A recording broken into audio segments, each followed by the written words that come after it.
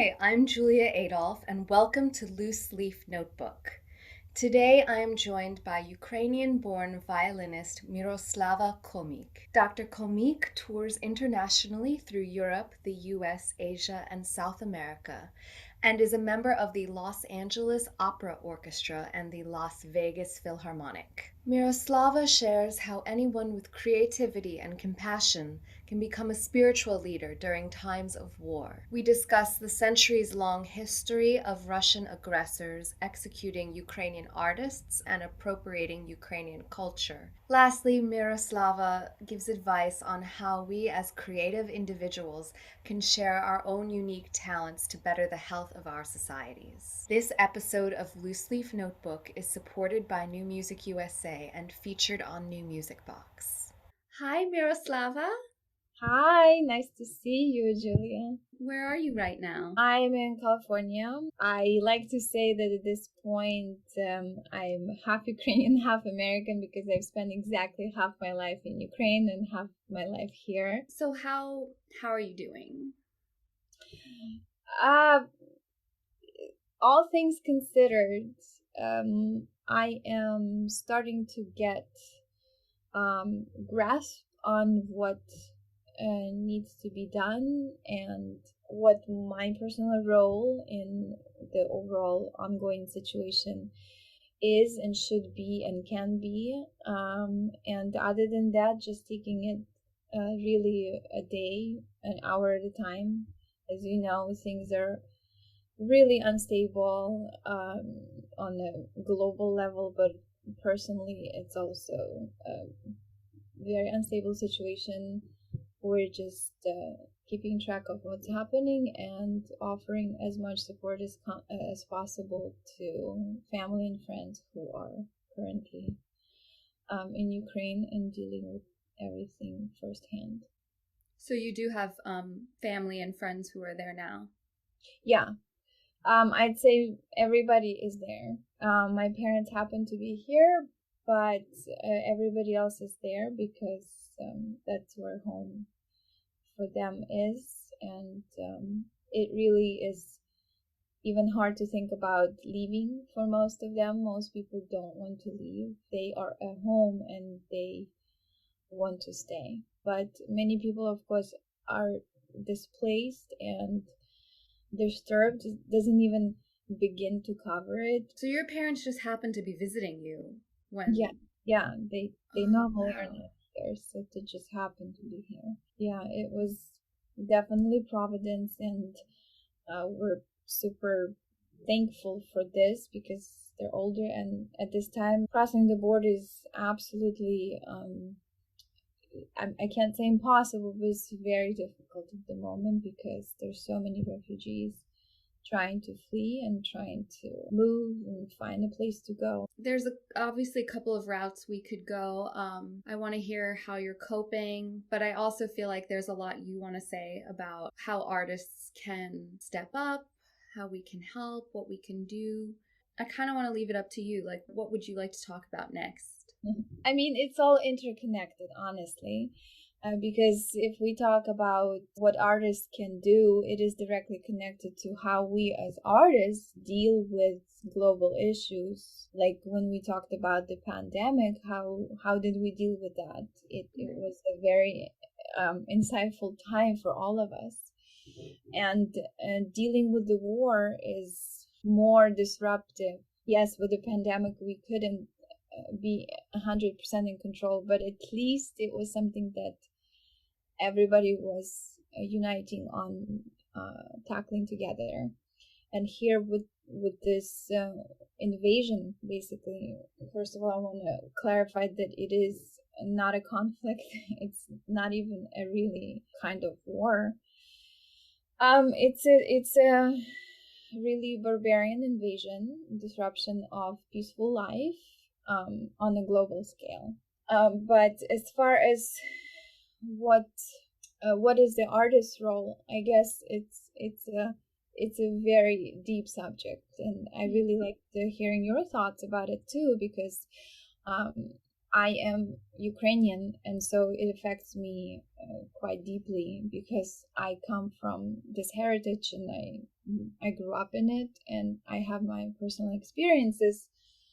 But also I am curious to see how it affects people who maybe don't have such close relationship with this, and they're more on the observing point at this time. And in my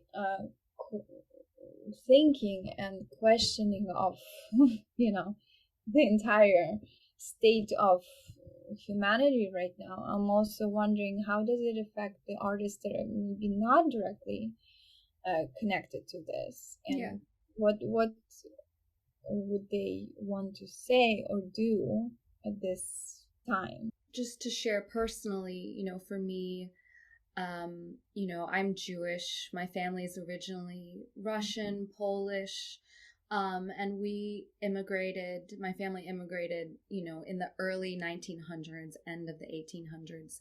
So, we fled Russian aggression a very long time ago and under very different circumstances. I do see what's happening in the Ukraine as a genocide, and it is, I don't know if you would call it that. Absolutely, I agree with that word. And it's not the first one. There's been other instances of Russia trying to wipe out Ukraine. It hits home in different ways, right? It's obviously not as immediate and visceral and hour to hour and day to day as it may be for you. I can go for a period of time without it being on my mind, which I imagine you can't at this point in time, or it's hard. But I do have visceral memories, other traumatic memories that it triggers. It reminds me of 9/11 or the pandemic, or we all experience threat to our humanity in some way. So that is very insightful and interesting that you brought up the point of sort of a reference, right? Because you come from the background that is directly related to this history. Maybe right now you don't have relatives there that are directly affected, but you definitely understand the depth of it. And I'm glad that you did bring this word genocide, because from what I'm observing, a lot of people, unfortunately, even mass media, is not really equipped always to truly pinpoint it to that. And that goes back to how the history was shaped in the past, and on top of it all, in the past 8 years, because when the annexation happened, that already have crossed so many lines, and it wasn't red flags enough for the global society to be really concerned in a real way. So it is sometimes hard to communicate the depth of Ukrainian struggle. And the struggle starts, of course, centuries before. But you're right that this genocide that's happening today is not the first genocide. In 1933, a lot of people really are unaware, but it's really an important piece of puzzle to consider, is the Holodomur, which is basically Ukrainian word for death by hunger.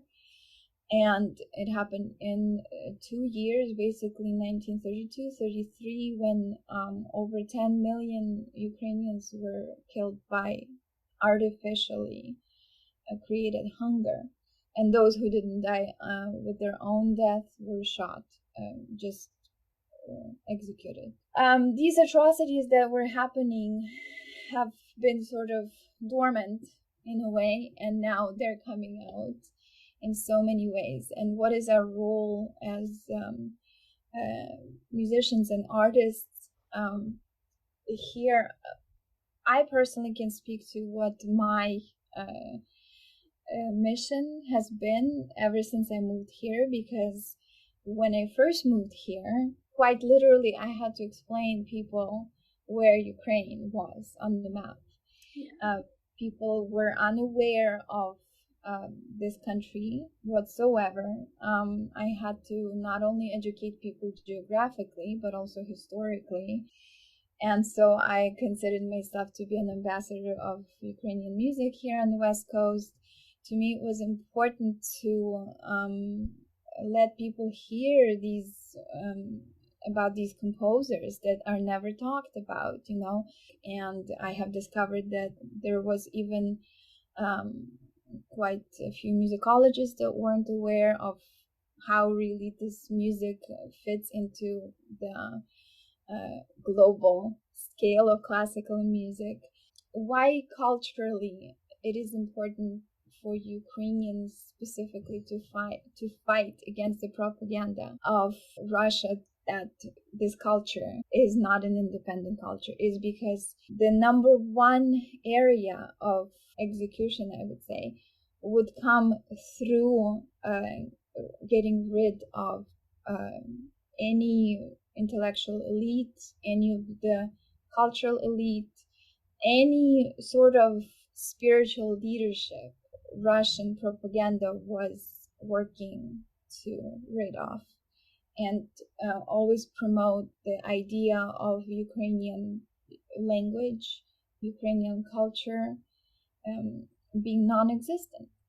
And so when you grow up with this kind of narrative that your culture is always under threat of being annihilated, quite literally, because there's tons and tons of examples of artists and writers, poets, composers being executed just because they were using their own language to write works, and just because they were expressing the love for their country and for their country culture and for their people through the means of just their own language, whether it's a literal language or musical language or any kind of creativity language. When did that start, that kind of targeting of artists in the Ukraine? It actually started in Tsarist Russia, so even before Soviet Union. So all the philosophers and the best Ukrainian talent was sent to be trained in Russia because, of course, there were no opportunities in Ukraine as a country for culture to be developed. And even if people would try to develop it there, it was always squashed. And nevertheless, as you can see now, the upside of it is that the Ukrainian spirit was always extremely resilient. We do have a very deep cultural heritage and a lot to share with the world. And now finally that the world is paying attention and listening and helping us talk about this, I think this is the time to get to know it better. Culture and creative expression is so much at the heart of our vitality. It seems like it's quite a strategic move for Russian invaders to target cultural leaders first, or spiritual leaders, that as you said, because it sort of takes away our hope. That is the heart of it all. Yes, and we learned so much in school about Russian culture and just Eastern European influence on classical music. Right. So are there a lot of Ukrainian composers who are also overlooked or who are maybe appropriated by Russian culture? Oh, tons. And I'm sure that you know yourself that half of the so-called Russian composers and Russian artists were born in Ukraine. And again, they were born, they were brought up in Ukraine, many of them with pure Ukrainian roots, many of them are Jewish roots, and but they were always pushed out and pushed into the framework of Russian or Soviet. Like my personal favorite violinist of all times, Oistrakh, he comes from Odessa. Stravinsky was tightly connected to Western Ukraine. But if we talk about like specifically Ukrainian composers, of course, it's an entire history of Ukrainian music. Those composers like Lysenko, Yutkevich, many names that I'm actually working on putting even on my site. I always work on proposals to fellow conductors that can use this repertoire now, probably with more meaning. So, I mean, this gives me some more context to, when I see videos of people playing Ukrainian folk songs in these war zones, it's what you've shared with me gives me a deeper understanding of that being, really a revolutionary statement. Absolutely. Yeah, and even I feel like it's a bit bittersweet to say, but by now Ukrainians have a lot of training in how to mobilize in crucial times like these. Of course, it is in this horrific circumstances, but if anything, people only grew stronger. So, how are you doing? How are you keeping yourself functioning on a day-to-day, hour-to-hour basis? Oh, that's a very good question.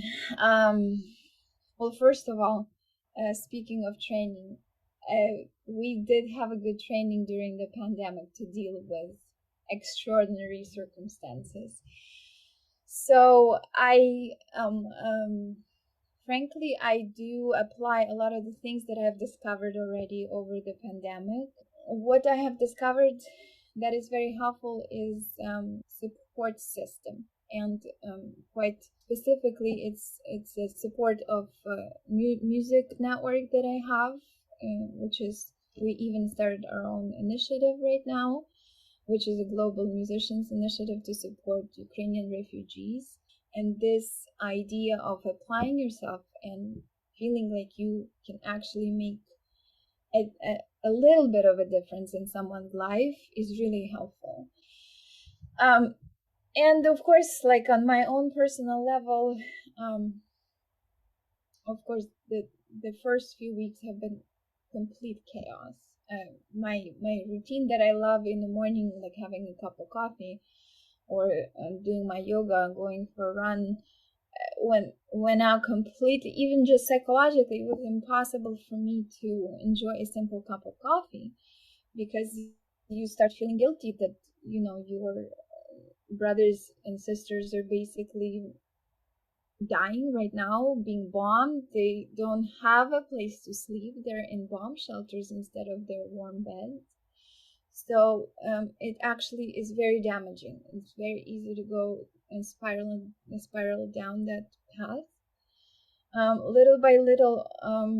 Oh, and also to to hold an instrument in that time was completely out of the question for me. Luckily, I have to say the fact that I had some concerts scheduled, important concerts that were solo performances, and I just couldn't, just back out. I was forced to little by little do the job that I'm supposed to do. The fact that I had an opportunity to reach to the people through this language, it really changed my own perspective. It just was this shift that I needed, a little push, of course, from the outside circumstances that I needed in order to use this language that I know best, to give it life and to promote life and to encourage life is what we can do. But what I like to say, it doesn't matter what the voice is or what your talent is.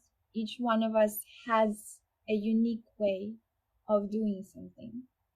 And the key point is to actually use that voice in your own unique way and do something, whatever it may be. And so, how do you know if you're doing something that's helpful or doing something at all? What do you mean by that?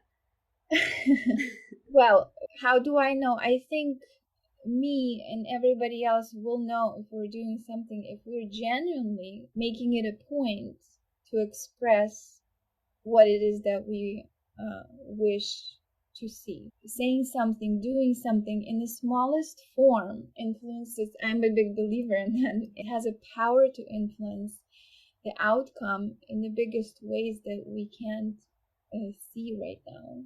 Um, it's like adding small drops of water into the ocean and becoming a wave. Can you tell me more about the support network that you have? Actually started during the pandemic. We have done a lot of projects, I can say, together. Even some of us haven't met even in person. Some of these colleagues of mine are in Poland on the border, physically helping, and now it's grown into the initiative to focus on helping musicians who need relocation. We are giving safe opportunities, especially when it comes to housing. Somebody knows somebody who wants to help a musician or a musician's family, whether it's for a temporary stay or more long term opportunity. So we're basically are creating this umbrella initiative to coordinate information and to coordinate people. We're also seeking musicians who may not know that there are these opportunities. We just try to find as many matches as possible. And are you looking for new members? Can people still join this initiative? Anybody can come and help. And whatever comes to mind or comes to your attention, you can just go ahead on the website and either register by yourself on the form, or you can reach out to one of us. And there's information with our names, those who are the ambassadors of the project, by time zones too, because if somebody needs quick help, they need to be available. I just have a lot of hope that this will come to the end, that of course the violence will come to the end as soon as possible. But also, like any storm, we also have silver linings to it, and I do hope to help with that aspect as much as possible. What do you see as the possible future silver linings? There's a few. Number one, I think, sadly, under these circumstances, but all in all, people are aware of this important European piece of history and culture that has been neglected for a long time. But more importantly, I think it's a big wake-up call to all of us in the free world on many aspects. What we should pay attention to, first of all. How do we nurture our younger generations? What is their attitude to what's going on in the world? Do they care? All these questions I ask myself, and just from observing how we as global society respond to things like that, what are these areas that we need to urgently focus on? So how does an artist fit into this landscape? For me personally, a short answer would always be education, and educate with what you can. We always talk about educating our future audiences because we want to make the classical music relevant. Right. Right. But at this point, I feel like it's not just about classical music being relevant, but more about the message that we carry as creatives that has to be relevant. What is that message? Spirituality, I think, humanity, and all of the other components, love and everything that we talk about, compassion, it all comes down to your principles and your level of spirituality and how you understanding how you approach it. So you see artists as spiritual leaders. Absolutely, yeah. Artists, creatives, yeah. So not just artists, so any kind of any creative person. Yes, people who are dedicating their time to bring their vision and to bring the world through their prism. So you can be creative, even if you don't have a job as an artist, you can still be a creative spiritual worker. I think if you are truly dedicated to it, yes, absolutely. In the past few years, I think we see it more than ever that what you do for a living really doesn't define who you are. Right. And it neither it should, because right. any human being has such a broad capacity to be so many things. There's no reason to put yourself in any kind of restrictions. Right, and that's not what we learn in conservatory. Right, that's right. True. I always have more interest in just music because I've been blessed with having some really amazing mentors and teachers in the past that taught me to not only focus on music but really focus on developing yourself as a broad human being. You have to know how uh, how even a musical aspect of this project or another, how does it fit on a bigger scale, whether it's history or any current issues that you're dealing with. It's a direct reflection of what we're dealing with on an everyday basis. In conservatory, we learn a lot about art for art's sake, right? And art sort of existing in this bubble. What is your response to that idea? It's a very good question, and right now I think it's coming to its importance more than ever because there are some artists that are just saying that I just want to do my music or do my art and I'm not a politician and I'm not interested in politics. And there are some that are making it highly political issue, of course. What my personal stand on this is first of all, politics as a general understanding of the word has to do with how you fit in the community where you live and in society where you live. That is the actual definition of politics. What it comes down to in my mind is that artists cannot be removed from society and from the moment in history that they're a part of. They just can't. Most of um, the artists and creatives that we respect today have shown more than once that they never stood aside. They always had their principles that made them who they are, and that is why they had such strong voice. It all comes down to why. And why what? To just know your why. A person who cannot define their why does not have a clear path. When we realize what that why is for each one of us, I think it becomes more clear why we can't stand aside history. What if your why seems to be unrelated to the world around you? What if your why is, I need to make art because it's like a feeling inside me that I have to get out, or I can't sleep if I don't, if I don't express myself, or I think it's really fun, or, are those, do you count those as whys? I do actually, because even if we have a very simple thing as an example, like I like to paint flowers, there is a deeper need of why I like painting flowers is because I love the beauty. Why are you so connected to the beauty? If you really dig deeper and look inside, and why do we need to look inside ourselves? It comes back to what we said at the very beginning: is we let other people in on our inner world, and we first need to understand our inner world. And of course, it's impossible to fully understand everything, But at the very least, it's important to know what are those important things to me. Is being an artist, in your opinion, enough? Are you involved in sort of the work of humanity just by being an artist?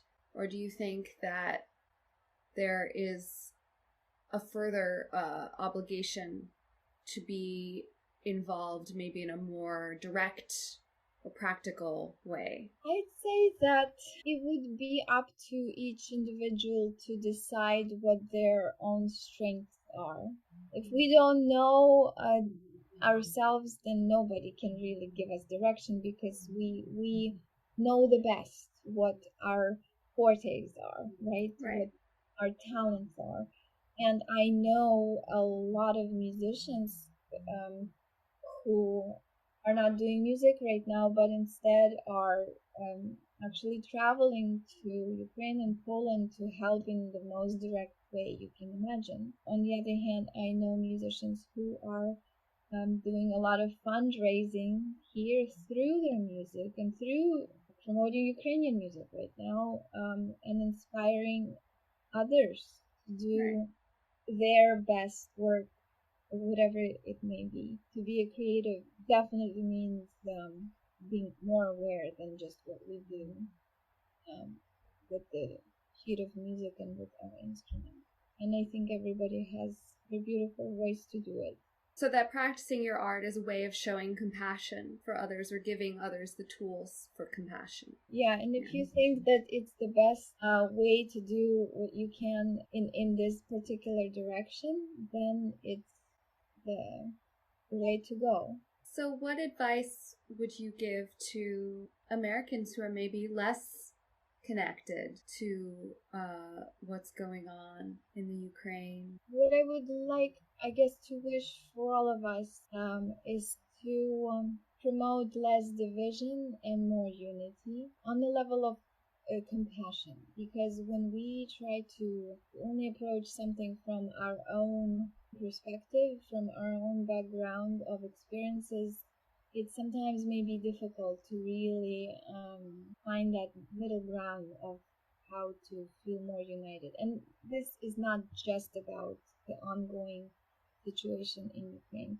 This is my conclusion generally on a over the past years. My general wish is to learn more and more and apply and learn how to apply every day the practice of compassion, and encouraging younger generations to practice and learn compassion. And more specifically about what's happening in Ukraine, we need to remember that we're all Ukrainians today. It doesn't matter what flag we live under, but the principles that we are standing for are principles of freedom. And you don't need to justify with any kind of treaty or a piece of document to know that when your fellow is suffering, it is your direct responsibility to get involved.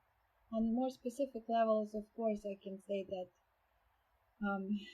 educating yourself on the subject is very important, because there is a lot of misinformation, and that misinformation is used in many ways to feed this horror. But the bottom line is